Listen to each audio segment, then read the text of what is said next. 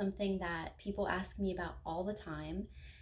After they have gotten into crystals and figured out what they want and gone around and picked them out, and they have this whole collection now, sometimes there's this moment where they're like, what now? Like, what do I do with all of these now that I have them? So, this video is about what to do with crystals after you actually get them. So, the first and kind of like easiest way I feel like to use your new crystals is to wear them. And I just think wearing crystals is one of the easiest ways to have that energy around you more of the time so that they can actually work on you better if you're giving them more time, if that makes sense. So, I mean, these crystal bracelets are one of the easiest ways to wear them.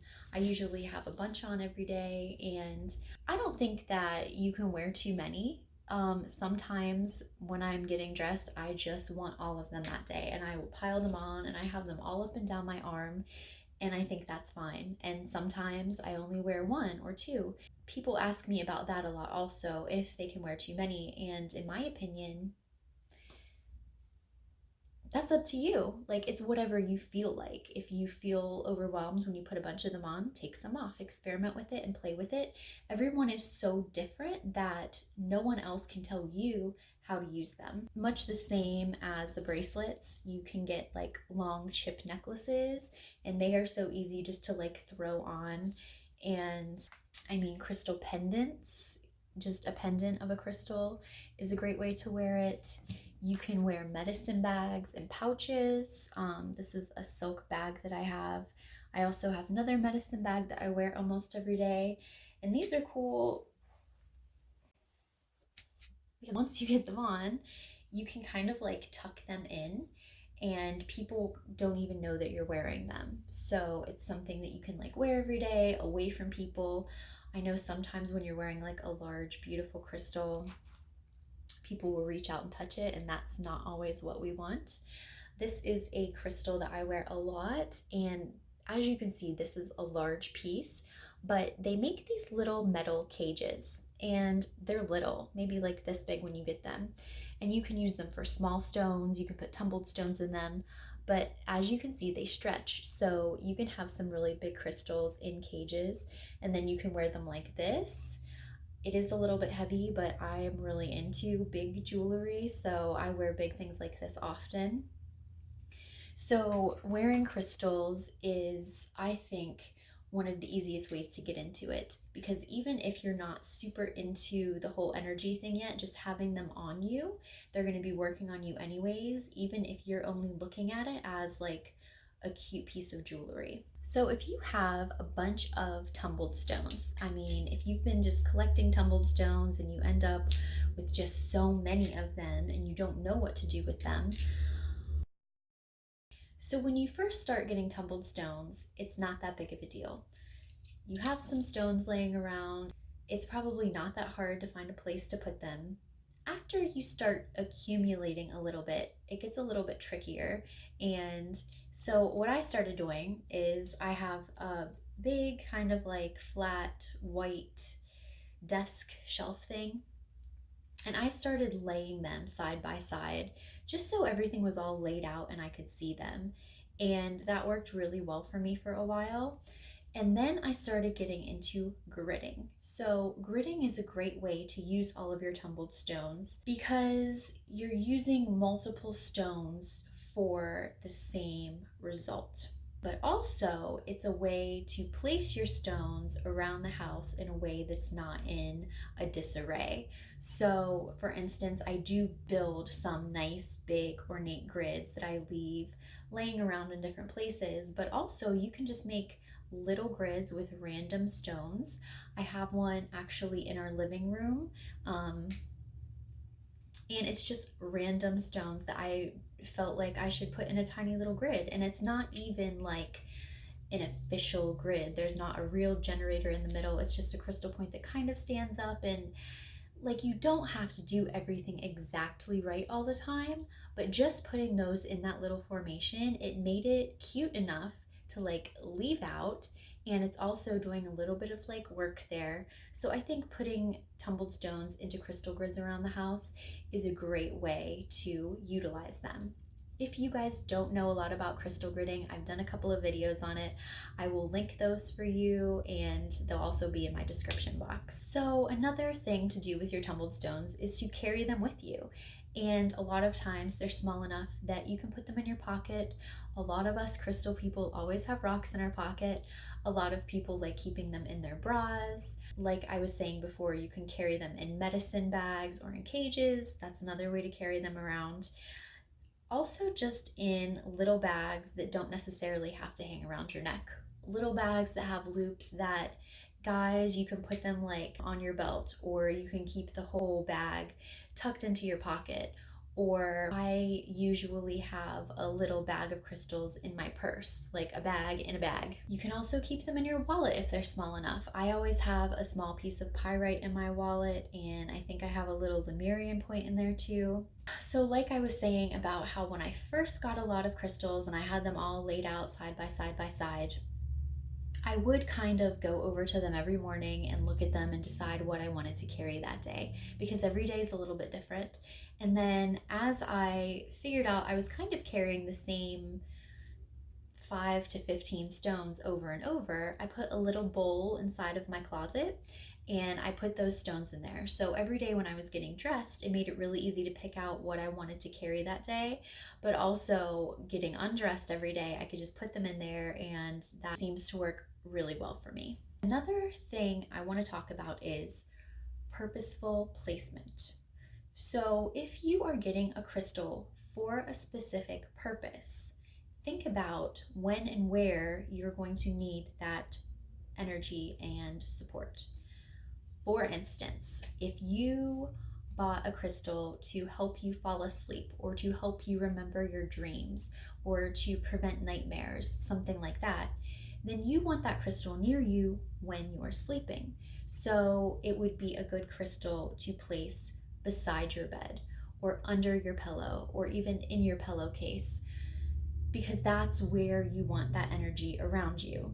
If you are getting a crystal for focus and memory, and you spend a lot of time at a desk studying, then that's where you want to keep that crystal.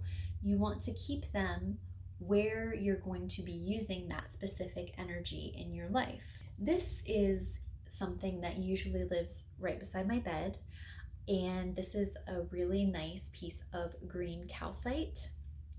Green calcite I find very soothing, it's very cleansing, and so I just wanted this energy beside my bed.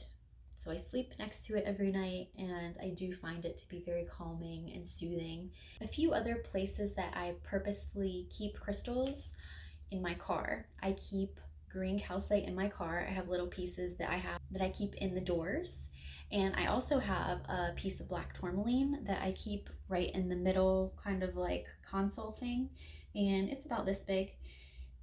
And I just keep it in there for protection, keeping negativity away. A lot of times when I get in the car at the end of the day, I feel like I need to pick it up and just,